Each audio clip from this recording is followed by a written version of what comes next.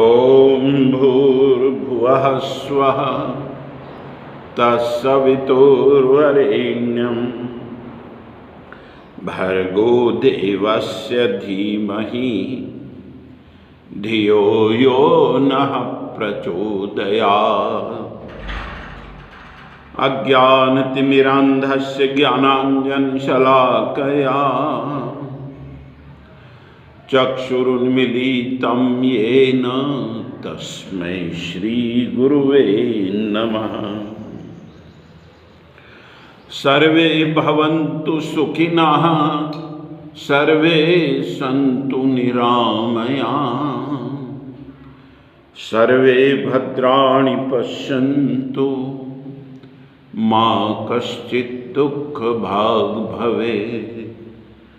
ओम विश्वानि देव सवितर्दुरितानि परासुव यद्भद्रं तन्न आसुव। ओम शांति शांति शांति।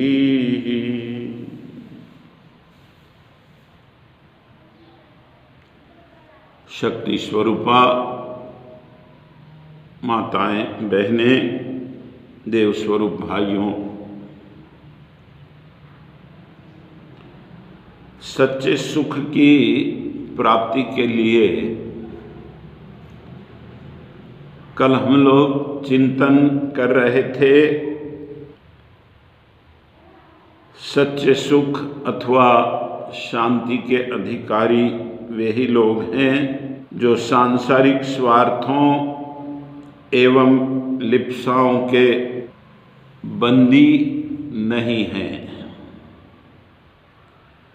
जो लिप्साओं के बंदी होते हैं उन्हें सुख अथवा शांति की कामना नहीं करनी चाहिए। मित्रों, आज का विषय है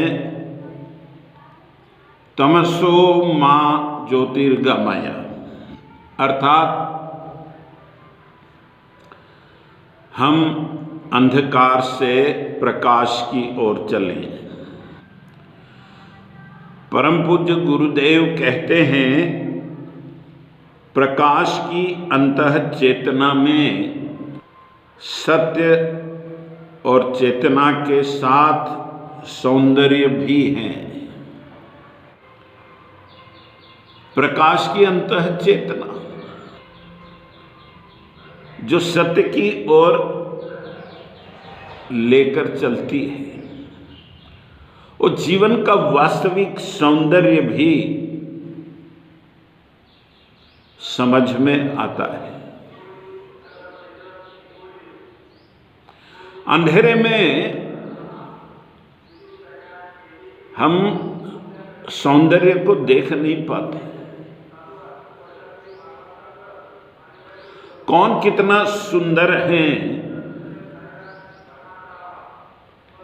यदि ये समझना हो तो प्रकाश की आवश्यकता निश्चित रूप से है। अंधकार पर सदैव प्रकाश ही शासन किया करता है। अज्ञान रूपी अंधकार ये कुरूप है। अज्ञान अंधा भी है और कुरूप भी। आइए एक उदाहरण से इसको समझने का प्रयास करें। एक पंडित जी थे। काफी समय पश्चात उनके घर एक कन्या का जन्म हुआ। कन्या अतिशय कुरूप पैदा हुई। माता पिता को अपनी संतान प्यारी ही लगती है, पर कुरूप संतान को जहां सौंदर्य का नितांत अभाव हो, बाकी लोग उससे प्यार नहीं करते, या यूं कह लें कि आकर्षित नहीं होती। जो भी परमात्मा की नियति की इच्छा से कन्या रत्न प्राप्त हुआ, माता पिता ने उसका स्नेह और दुलार से संगोपन किया। कन्या धीरे धीरे बड़ी होती गई, वैसे वैसे पिता की चिंता बढ़ती गई। चिंता का कारण यह था कि विद्रूप कन्या को वरेगा कौन, इसका विवाह कैसे होगा, कौन इसके साथ विवाह करेगा। ये चिंता ब्राह्मण पिता को सताने लगी। बेटी तरुणाई में प्रवेश कर चुकी, अनेक उपवर उसे देखने आते और उसकी कुरूपता को देखकर इनकार कर कर चले जाते हैं। पिता की चिंता दिन प्रतिदिन बढ़ती चली गई। घर में बेटी जवान, जिसका विवाह होने में दिक्कतें हो, तो वर्तमान सामाजिक चित्रण को देख सकते हैं कि माता पिता की नींद हराम हो जाती है।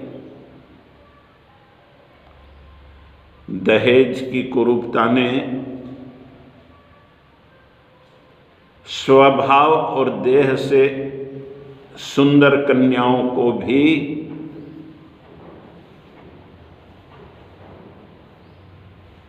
विवाह की या वर के वर्ण करने की विधि युक्त व्यवस्था से वंचित कर रखा है। ऐसे माता पिता भी प्रथाओं की कुरूपताओं को लेकर, विद्रूपता को लेकर, बेटी का ब्याह नहीं होता है तो चिंता के मारे मरे जाते हैं। अब क्या करें?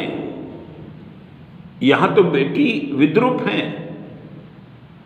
विद्रूप से विवाह कौन करे? कुछ समय लौटने के पश्चात एक स्नेही ने सुझाव दिया, कहा अपने ही गांव में एक वर है जिसका ब्याह नहीं हो रहा है, पर लड़का दोनों आंखों से अंधा है। तेरी बेटी विद्रूप है इसलिए विवाह नहीं हो रहा है, वो अंधा है इसलिए उसका विवाह नहीं हो रहा है। क्यों ना इन दोनों का विवाह करते हैं? अंधे को सौंदर्य से कुछ लेना देना नहीं। पिता को प्रस्ताव ठीक लगा। अंधे के सामने प्रस्ताव रखा। उसने भी सोचा कि मुझे सौंदर्य से क्या लेना देना, मेरे लिए तो सारे जगत में अंधियारा ही अंधियारा है, तमस ही तमस है। बात बन गई और दोनों का विवाह हो गया, संसार भी चल पड़ा। इस बीच एक घटना घटित होती है कि गांव में एक मुनादी लगाई जाती है कि कोई सदगुरु गांव में आ रहे हैं, उनमें इतनी क्षमता है कि अंधे को आंख दे सकते हैं। मुनादी सुनी, पंडित के पसीने छूट गए कि कहीं इन सदगुरुओं के माध्यम से अपने दामाद को दृष्टि मिल गई तो फिर बेटी का संसार बिखरते देर नहीं लगेगी। वह प्रयास करने लगा कि वह सदगुरु गांव में आए ही नहीं, ताकि मेरे बेटी का संसार बच जाए। स्वार्थ भी तमस को, अंधकार को इसलिए बनाए रखना चाहते हैं कि प्रकाश में उनके पाप कोई देख न पाए। मित्रों, ये कहानी यहां आकर रुकती है या यहां से आरंभ होती है, इस पर चिंतन आवश्यक है।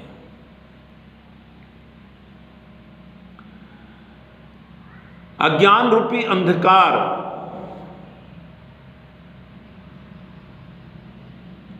ज्ञान रूपी प्रकाश को इसलिए आने नहीं देना चाहता है कि उसके साम्राज्य की चूलें हिल न जाए।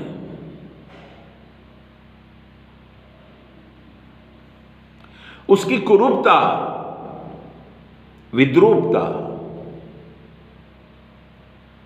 ये समझ में न आए। समाज को स्वार्थी जन अंधकार में ही रखना चाहते हैं। प्रकाश देने वाला धर्म अनेक बार हम तक पहुंचता ही नहीं। उस सद्गुरु, उनमें क्षमता होती है, वो प्रकाश बांटने के लिए ही आते हैं। वैसे हम सब अंधे होते हैं। अज्ञान रूपी अंधकार से ग्रस्त होने के कारण हम जीवन भर ठोकरें खाते हैं। पर सद्गुरु प्रकाश की आंख, ज्ञान की आंख देने के लिए आते हैं, और जैसे ही ज्ञान की आंख प्राप्त हो गई तो अंधकार के कारण स्वार्थी लोगों की कैसी बनती रही ये बात समझ में आ जाती है, और उनकी दुकान बंद होने के कगार पर खड़ी हो जाती है। इसलिए वो विरोध करते हैं। एक बात ध्यान में रखना कि समाज जब जब अंधा होता है तब तब प्रथाएं, परंपराएं कुरूप हो जाती है, विद्रूप हो जाती है, और ज्ञान अंधा हो जाता है तो समग्र जीवन ही विद्रूप हो जाता है। इसलिए तमसो मां ज्योतिर्गमय, अंधकार से प्रकाश की ओर चलना ही जीवन का लक्ष्य है। सद्गुरु सदैव प्रकाश बांटते हैं, मतलबी लोग प्रकाश से दूर रखना चाहते हैं।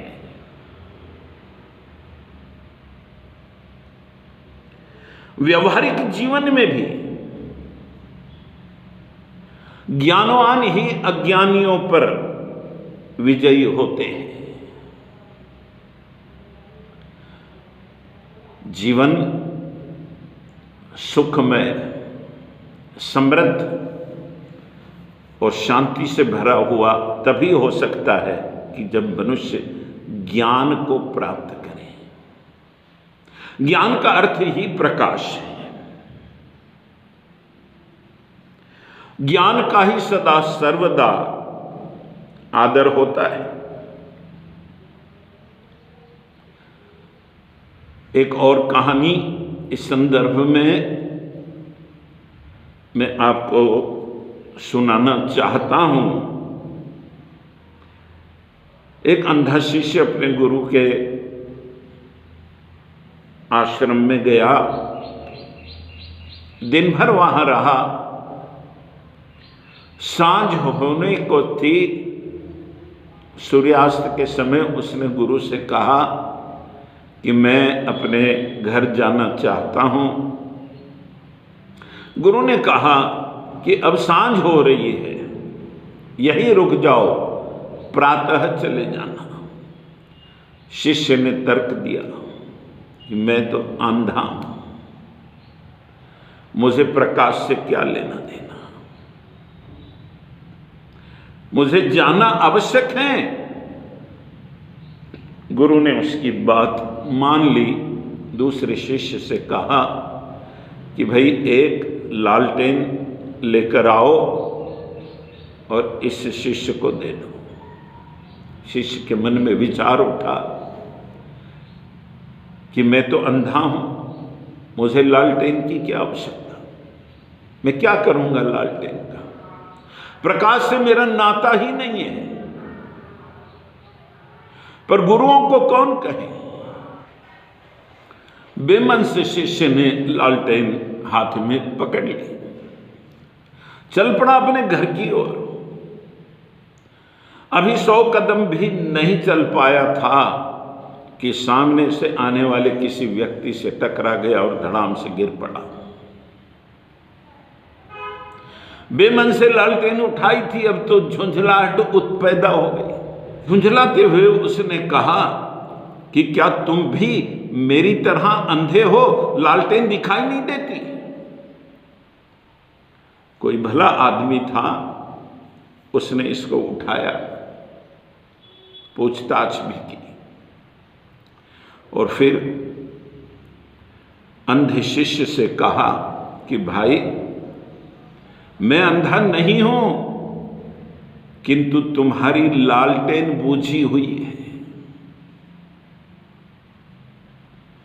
ये कहानी हमारी है, हम सबकी है।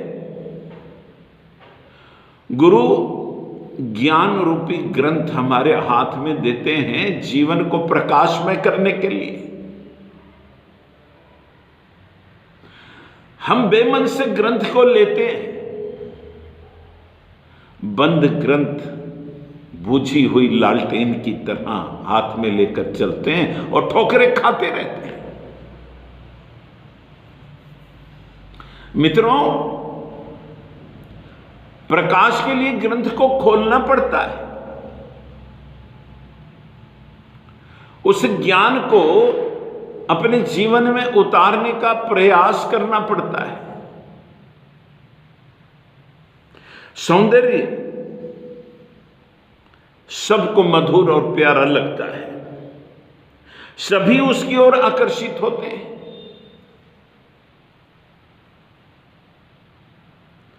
और उसके समीप कुछ क्षण बिताने का जी भी करता है।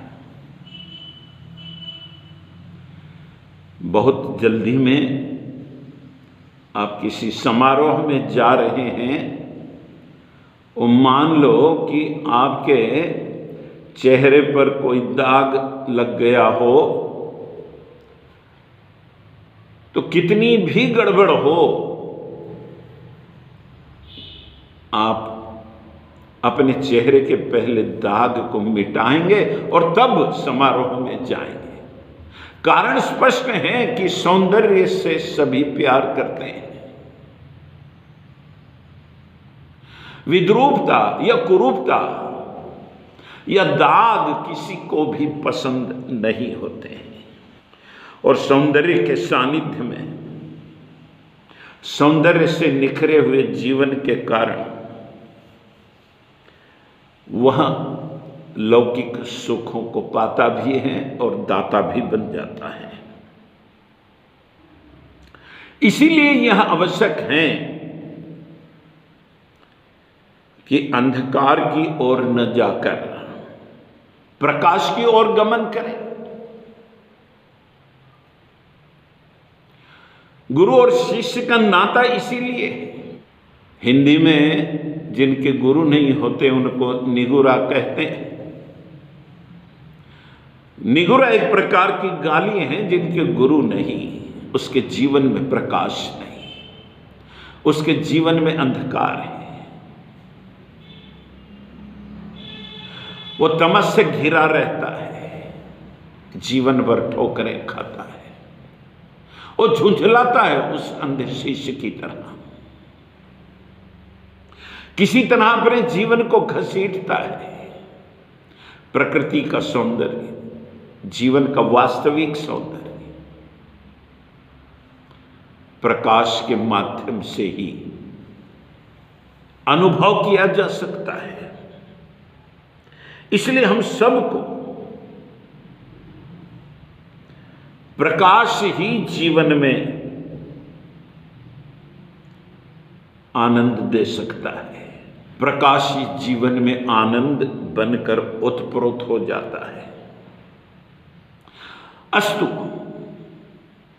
हम सभी को तमसो मां ज्योतिर्गमय, अंधकार से प्रकाश की ओर चलना चाहिए। आज के इस सद्गुरु संदेश से यही प्रेरणा हम सभी लें। ओम शांति शांति शांति।